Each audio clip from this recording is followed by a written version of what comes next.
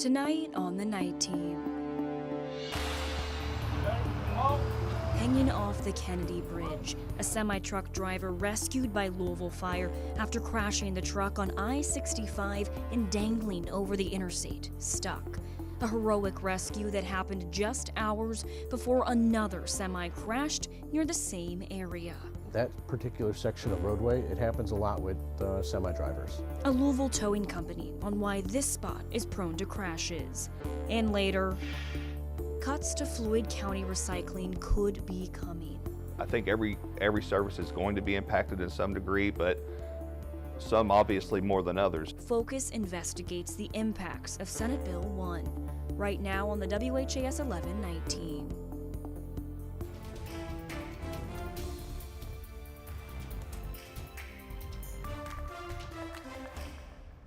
A daring rescue on I-65 this morning. A semi-truck left dangling over the edge as it was coming off the Kennedy Bridge. Louisville Fire shared this dramatic video as a crew lowered into the cab of the truck to rescue the driver and bring him to safety.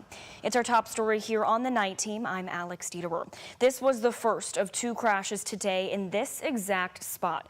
Hours after the barrier had been repaired, a second semi crashed back into it. Trimark cameras show the scene just before 7 this evening. The bridge and interstate had just reopened following this morning's crash when the second crash happened. Traffic once again shut down for hours to clear the scene and make repairs. The highway just reopened before 9 tonight. LMPD says they don't yet have a cause for how either semi lost control in the area, but as the Night Team's Clarice Shaley and photojournalist Aspen Hester found, it's a very common spot for crashes, especially semis. That's a very, very extreme experience to go through for anybody, especially looking down. You don't know if you're going to fall, you're going to die. Dangling in the air off the Kennedy Bridge on I-65.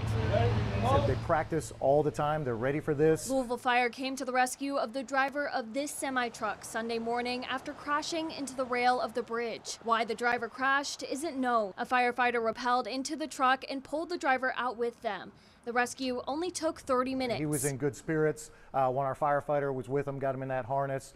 He got out. He actually was waving to the first responders there and thanking people, so he was in good shape. Another thankful survivor in the second Louisville Fire rescue of a semi-truck driver hanging over a bridge. Just over a year ago, it was Sidney Thomas hanging off the 2nd Street Bridge. I mean, it's a similar situation, but not nearly as catastrophic if something went wrong. Jim Knight with Suburban Towing, a company contracted by the city to respond and clean up these crash scenes. No, we're there a lot. Specifically, this area of the Kennedy Bridge going southbound. But it's mostly just an issue that we've had here I've been here for 3 years and we've been there dozens of times. Sunday evening, another semi hit the freshly replaced barrier from the crash in the morning. And Saturday, a truck carrying new vehicles crashed in the same area, leaving the truck and cars damaged. I'm not sure if drivers are not paying attention or they think they're supposed to be getting off at an exit, so they try to correct really fast and they lose control. Now the truck and its trailer sit in the Suburban Towing lot. Take a look here at this cab. It was completely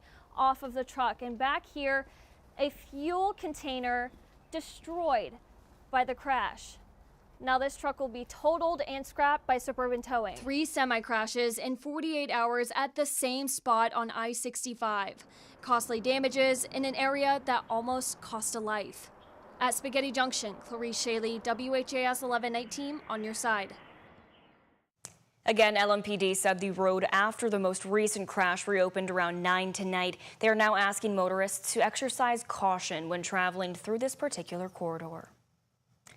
LMPD is investigating 3 homicides from overnight. One happened just off Louisville's Belknap campus. LMPD says just after midnight, officers responded to a call on University Boulevard. When officers arrived, they found a man and a woman who had been shot.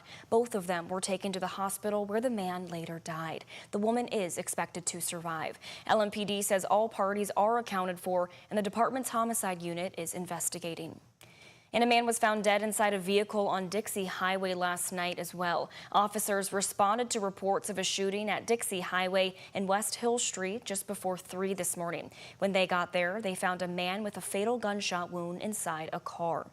And another man is dead after a stabbing in the Shawnee neighborhood. This happened on 41st Street near Main Street around 11:30 last night. The man was taken to the hospital where he later died. There are no confirmed suspects as of right now, but if you have any information about any of these cases, you can call the anonymous tip line. That number is 574-LMPD.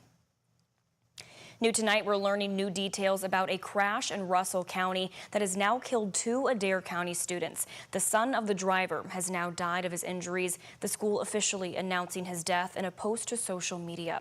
They say his mother shared that David's organs were donated, giving others a chance at life. Faulkner goes on to say the 6th grader is now the 3rd Adair County student to be lost in a drunk driving accident just this year. These tragedies are a painful reminder of how critical it is for all of us to make responsible choices. David King Jr.'s father, David King, has been charged in connection with the crash. According to court documents, King admitted to police he had drank 30 beers before driving the car on Easter Sunday. 14-year-old Skylar Huckabee died the night of the crash. A 15-year-old was also in the car and was taken to the hospital. The teen is expected to survive. King is facing multiple charges, including assault and vehicular homicide.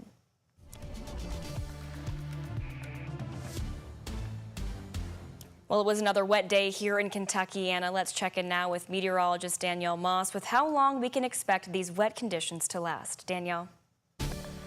Well, today was definitely a wet and soggy day. We just had the remnants of that low pressure just hovering right over us, and it definitely brought plenty of rainfall. Here's a look outside in Jeffersonville. The rain still continuing and visibility is low in some places. So as you get ready to head out, make sure that you take it easy, take it slow, allow extra time. You're looking at some wet roadways as well as some struggles with seeing out in front of you. 10 miles means that it's completely clear, but you can see in French Lick, it's around 5 miles of visibility. Bardstown, 6 miles of visibility, and Elizabethtown around 7 miles of visibility. It will continue to kind of get clear and then get a little bit more foggy and a little bit more misty overnight as the rest of that low pressure continues to cycle above us. Here's a look at the next 12 hours. We're going to be dropping into the upper 40s overnight tonight. Rainfall will be continuing. Make sure that you are prepared for that. In the morning when you wake up, it's going to be a cold start, 8 a.m. into the upper 40s, and then our temperatures will start to climb as we head throughout your Monday. Here's a look at your futurecast. What can we expect for the rest of the night tonight? That rainfall continuing to cycle, definitely going to be waking up with some wet places in the morning to start your Monday and to start your week. And then as we head into your Tuesday, we start to dry out just a little bit. However, we are tracking more rainfall that will be on the way for the rest of the week. Have more detail on that coming up on my full forecast. Thank you, Danielle. And speaking of that rain, the 151st Kentucky Derby season has now come to a close after an historic year of weather impacts on our Derby festivities. People who camped out for Derby are now cleaning up, but unfortunately they did have to do that all in the rain today. We spoke to someone from Wisconsin where they say coming to the Derby is tradition, even with the rainy weather. We actually had a picture up on our tent we had built when my dad came here in 1975. And every year since then, him and his friends or one of us have all come back ever since. We came up with 20 guys this week. We rent out one of the homes. We have the RV. We have all these things going on, and we have a little bit of fun. Rain or shine, Parr tells us the weather made no difference this week for him. He still made friends and says he was able to have a special week. New information tonight from the Kentucky Justice and Public Safety Cabinet show overdose deaths in the state in 2024 were down by more than 30%. But a local health center says that decline could be jeopardized amid budget cuts at the federal level. According to the report, more than 142,000 Kentuckians received addiction services through Medicaid in 2024. 7 county services offer substance use treatment across the state, and they tell us they've personally seen the reduction in deaths, attributing the decline to the use of a medication that can treat narcotic overdose, and that is called Narcan. A number of their programs rely on grant funding, like one is Kentucky Opioid Response Effort. Earlier this week, the Trump administration proposed cutting a $56 million annual grant program that distributes the medication and trains emergency responders to administer it. I believe that the reduction in opioid overdose deaths is directly attributable to the availability and use of Narcan in the community, particularly in rural areas where emergency services may have to travel quite a long ways to reach a person in distress. So I think when we look at cutting funding, I think you're going, if that were to happen, I think you would see a rise in overdose deaths. Last year alone, 107,000 doses of Narcan were given. The deadline to get a real ID is fast approaching after years of being postponed and delayed. That deadline, of course, is May 7th. The deadline comes as lines across Kentucky, licensing offices continue to get longer, and a new law requiring vision screenings may make those lines even longer. On Thursday, Governor Andy Beshear announced a new initiative to save Kentuckians from waiting in those lines. The Skip the Line initiative includes utilizing online resources or mailing in vision screening. You can find a detailed look on our website at WHAS11.com. Meanwhile, TSA officials are working with Kentuckians as the deadline approaches to make sure you can still fly. A TSA spokesperson told us there will be a grace period for those who don't have a real ID, but it will take a lot longer to get through security.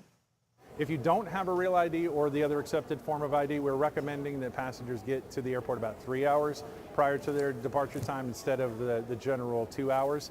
And that should give you enough time to go through those additional steps that you may need to go through when you're traveling. He said during that grace period, TSA will try everything they can to verify passengers' identities, even saying you will not be turned away at the gates. You will be turned away only if TSA cannot verify your identity. Although he did advise passengers to carry their passports and make an appointment ASAP to get a real ID.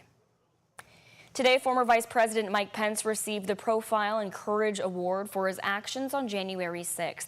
He will be receiving this award because of his refusal to go along with President Donald Trump's efforts to remain in office after losing the 2020 election. Trump wanted Pence to reject election results from swing states. Pence refused, saying he lacked such authority. Pence has emerged as one of the few Republicans willing to take on the Trump administration.